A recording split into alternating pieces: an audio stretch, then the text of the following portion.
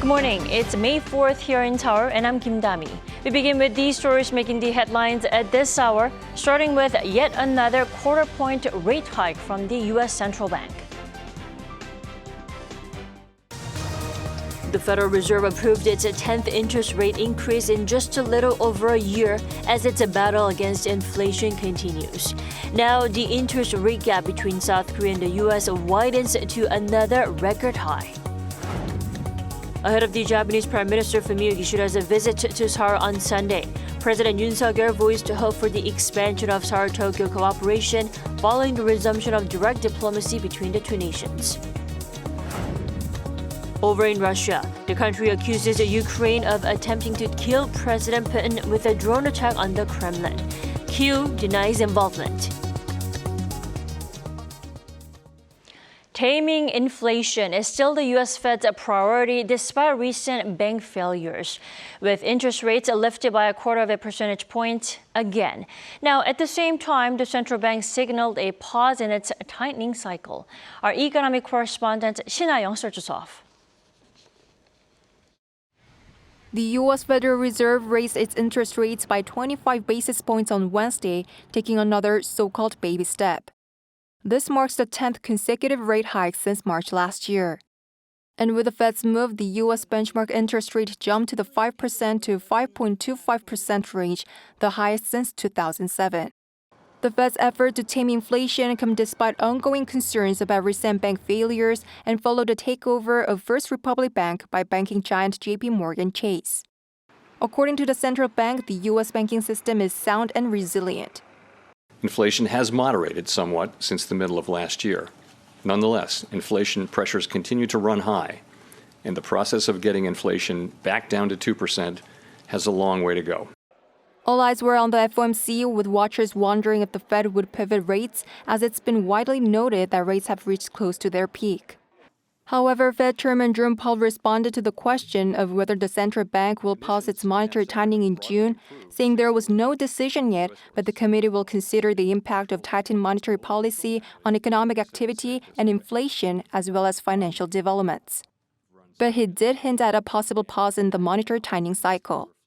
In the statement from March, we had a sentence that said the committee anticipates that some additional policy firming may be appropriate. That sentence is not in the statement anymore. That's a meaningful change, that we're no longer saying that we anticipate. Meanwhile, the latest round of Fed rate hikes has widened the key interest rate gap between South Korea and the U.S. to its largest ever at 1.75 percentage points, putting pressure on the Bank of Korea, which decided to freeze its interest rate again last month. Shin-Young, Arirang News.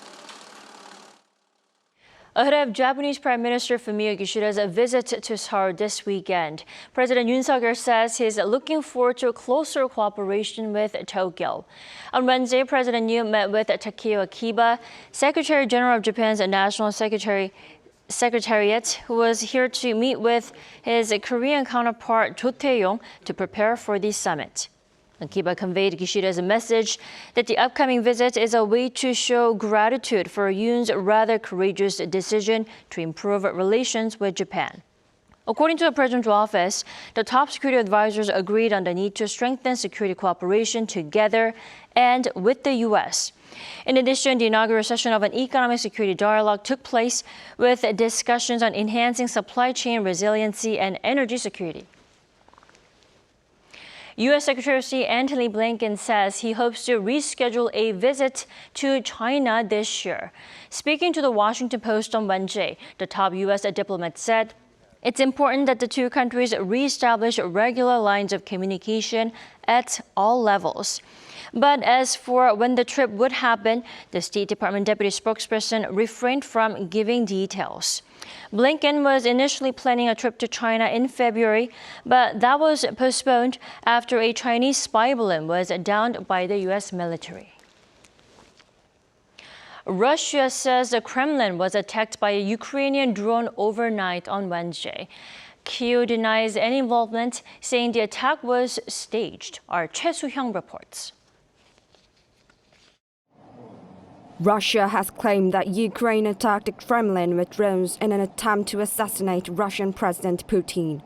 The Russian presidential administration released a statement stating that 2 unmanned aerial vehicles targeted the Kremlin on Wednesday night and that their military successfully neutralized the threat.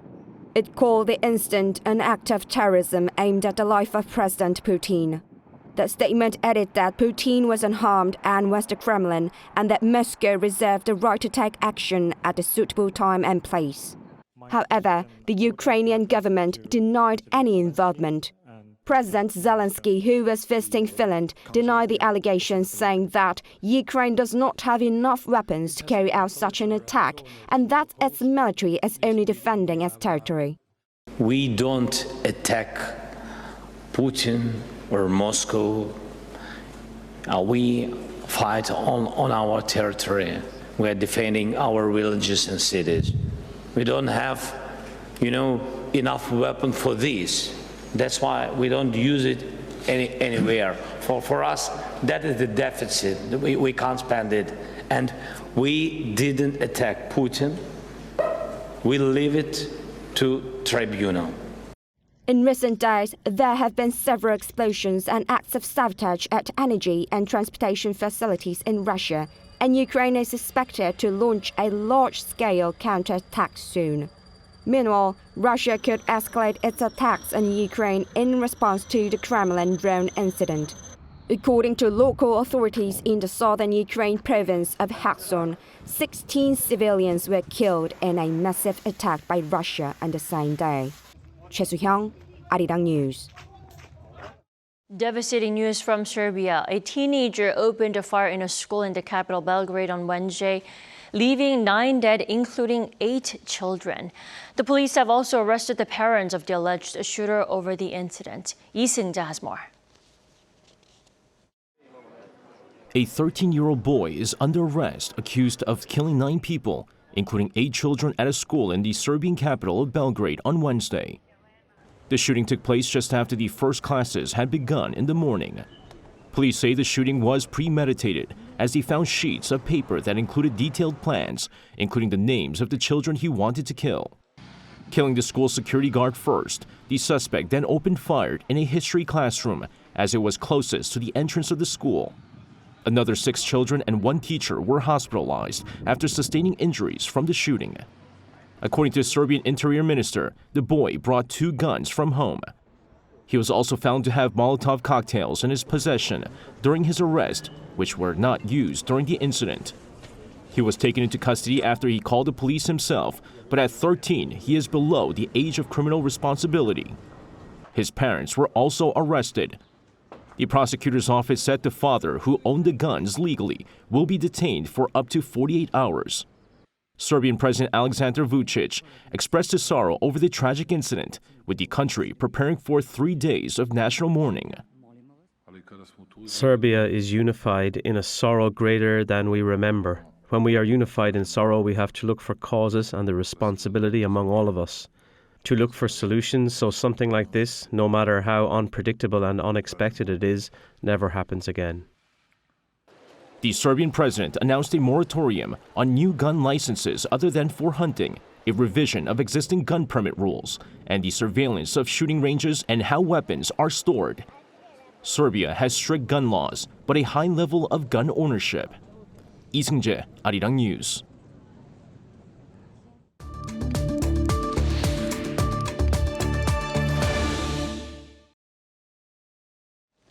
South Korea's presidential office sees the Washington Declaration as one of the most fruitful achievements to come out of President Yoon Suk-yeol's recent U.S. state visit. But there are mixed views on the deal, particularly whether it can actually do enough to halt evolving threats here on the Korean Peninsula. For a deeper look into the effectiveness of the declaration, let's turn to Professor Kim Young-jun from Korea National Defense University. Welcome back to the program. Thank you for having me. Good evening from Washington, D.C. Thanks for joining us from all the way from D.C. Professor, I hear you attended President Yoon's welcoming ceremony there at the White House. Please share with us your feelings on the experience and what was notable at the ceremony? Yeah, it is an honor for me that the White House invite my family, including my 4 children, to the White House. It was a very successful presidential summit, and it was a very moving, touching moment because the young Korean Americans sing the song, and you have a very great memory. And we feel like the Korea has a global reputation, and ROK-U.S. relationship for the next 7 years will be very great. So it was a very great for the Korean family and also the American people as well. Right, definitely memorable moments there. Now, I know the White House took some time to really prep up for Yoon's visit to D.C. Now, it's been a week since the summit ended. Now, what's the atmosphere like there 1 week on from the ceremony? Yes, there's Yoon's speech also very successful, and not only his English but also his content about freedom, and this is a very considering American audience and global audience as well, not just Korean audience. So this is very great, and many people still talking about the Yoon Suk-yeol's event and American Pie and American speech as well. So it is a very great moment, and one of the best the part of the ROK-U.S. alliance history over the 7 decades. Right, and we can not talk about the Washington Declaration, one of the cores out of the summit. Do you think, Professor, the deal is constructive and solid enough to really strengthen extended deterrence against North Korea's threats and provocations? What do you think?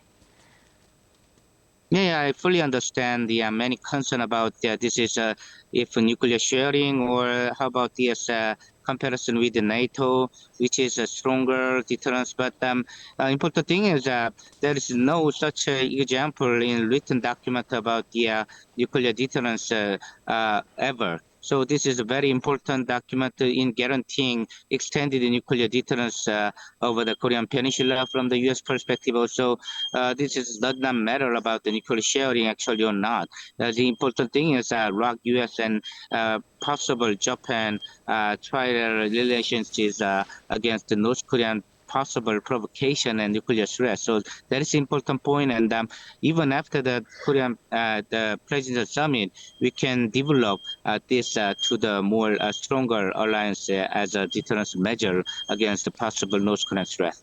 Right, and we'll do have to see how the new statement actually unfolds to test its effectiveness against rising threats. And also, what steps or follow-up measures do you think should be taken to actually make that statement effective as possible as? Yes, we have the many kinds of the measure from the this kind of a presidential summit alliances appointment. Also, at the same time, we can now have Kishida the visit in South Korea, and we can develop from us more stronger measure against the possible nuclear provocation from the North Korean point of view. So this is a very great moment, and even we have a not perfectly deterrence measure, but at the same time we can have a more discussion between the ROK, Japan, American. So this is a very great chance, and we can develop this kind of nuclear deterrence against the possible North Korean the threat. Right, and also during the meeting between the leaders of South Korea, U.S. and Japan in Hiroshima later this month, Security Alliance will no doubt top the agenda there. Yeah, sure. We can have a more discussion at the Hiroshima during the G7 summit. Definitely, 3 countries will have a discussion on that. Right. That visit, we can have a more discussion on this kind of topic as well. So not just the North Korean provocation, but as a global alliance, we call global strategic partnership. We can talk about more stronger challenge from the next 7 decades. So this is a very great moment, and we can talk about any kinds of topic as well. Right. We did had some technical problems when it came to listening, but thank you so much for your time and also your insights all the way from DC this morning. Have a good night. Thank you very much.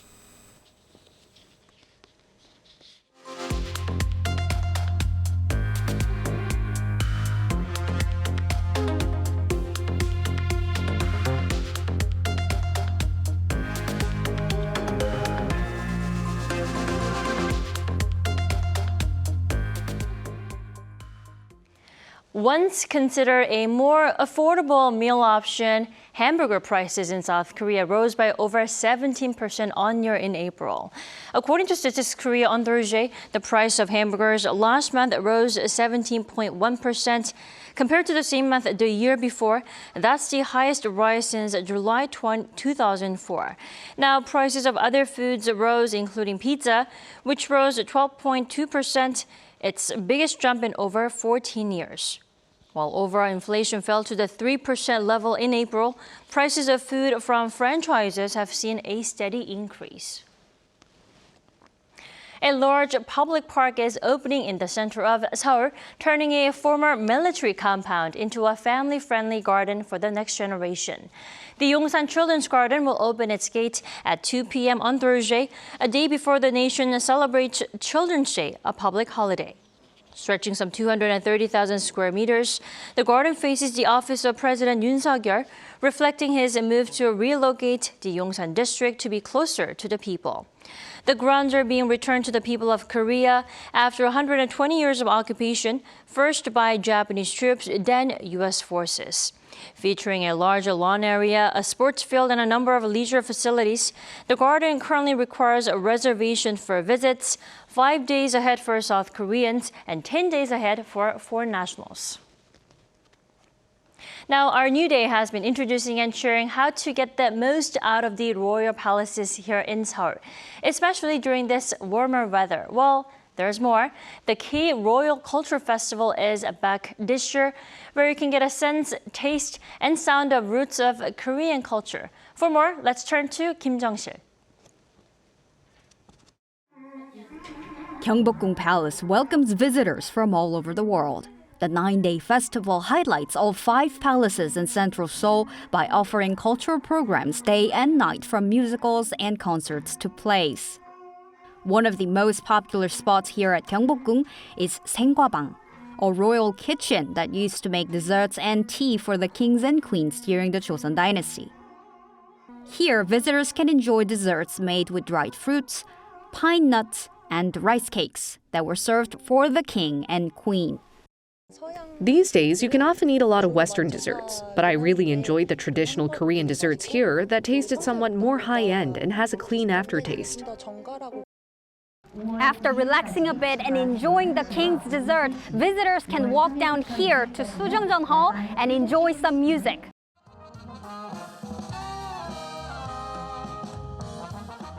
Another highlight of this year's festival took place at the nearby Changgyeonggung Palace. This year, visitors can enjoy a play where the whole palace is a stage and actors walk from hall to hall for each scene. The play reenacts King Yeongjo's 60th birthday preparations. King Yeongjo was the longest-serving monarch of the Joseon dynasty and also spent a lot of time here at the Changgyeonggung Palace. More than 200 people from all over the world walked around the palace to watch the play. It's really nice to see right in front of me a little bit what I've seen in historical K-dramas. You see the costumes, you see a little bit about the stories, and it's interesting to see it a little bit like live right in front of me. One festival organizer said he hopes visitors will better understand the depth of Korean culture by witnessing and experiencing what palaces used to be like in the past. The K Royal Culture Festival is to show the culture of Korean royal palaces. We want visitors to witness and experience what those palaces used to be like in the past, so they can better understand the roots of Korean culture. This year's festival runs until this Sunday. Kim Jung-sil, Arirang News.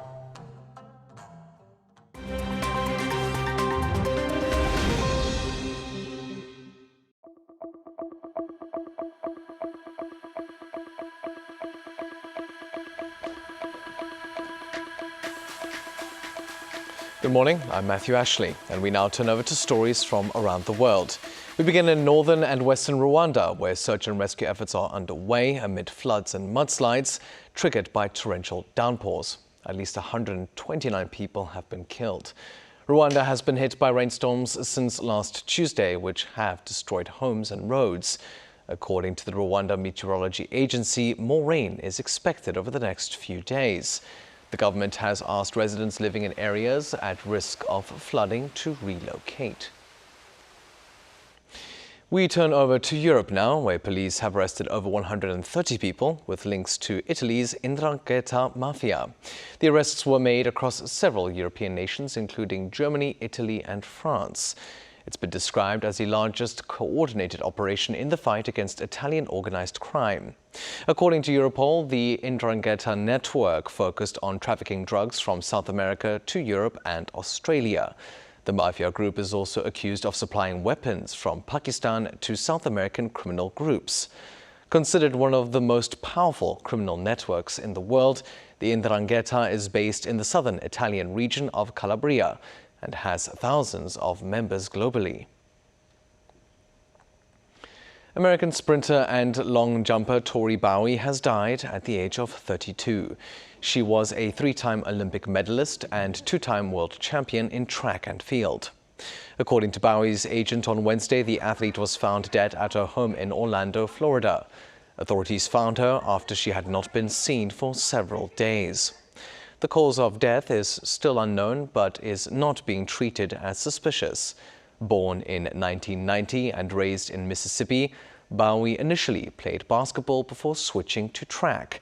During the 2016 Rio Olympics, Bowie won a gold, silver and bronze medal. She also won 2 world championship titles at the 2017 World Athletics Championships in London. Her last official competition was in June 2022. And finally, 4-time Grammy Award winner Ed Sheeran has threatened to quit music if found guilty of copyright infringement. The UK singer-songwriter is embroiled in a legal dispute over whether his 2014 track, Thinking Out Loud, copies parts of Marvin Gaye's 1973 classic, Let's Get It On. During a court appearance, Ed Sheeran reportedly said that if the plaintiffs won, quote, "I'm done, I'm stopping." The lawsuit was filed in 2018 by a company that owns part of the copyrights of Let's Get It On by late co-writer Ed Townsend.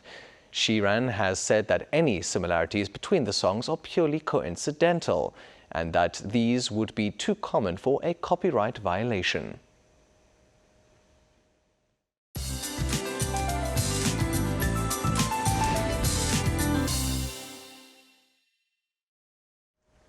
Good morning. We are welcoming the summer with torrential rain this year. This Saturday is Ipa, the beginning of summer on the seasonal calendar. It already started to pour down on Jeju and the south coast from yesterday afternoon, with heavy rain alerts issued on the resort island, dropping 20 millimeters an hour there, and it will pick up as the day goes on, and that rain will gradually spread nationwide today. Jeju and the south coast could see up to 150 millimeters through Saturday morning. The capital and west of Gangwon-do province could receive up to 120 millimeters. Central regions and Jeollado provinces will receive heavy rain tomorrow.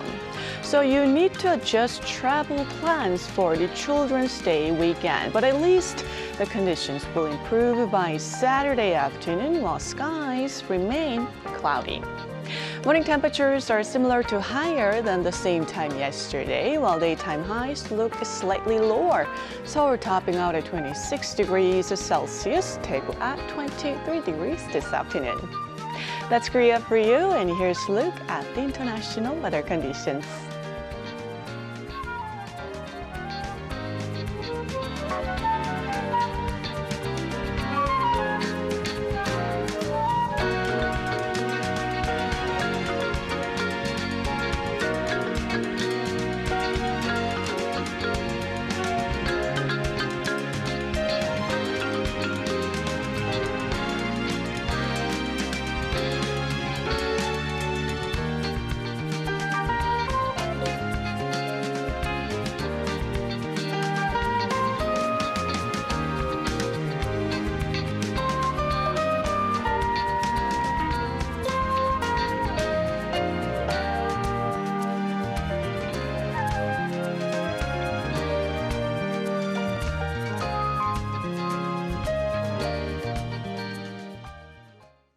That wraps up today's New Day at Arirang. Goodbye.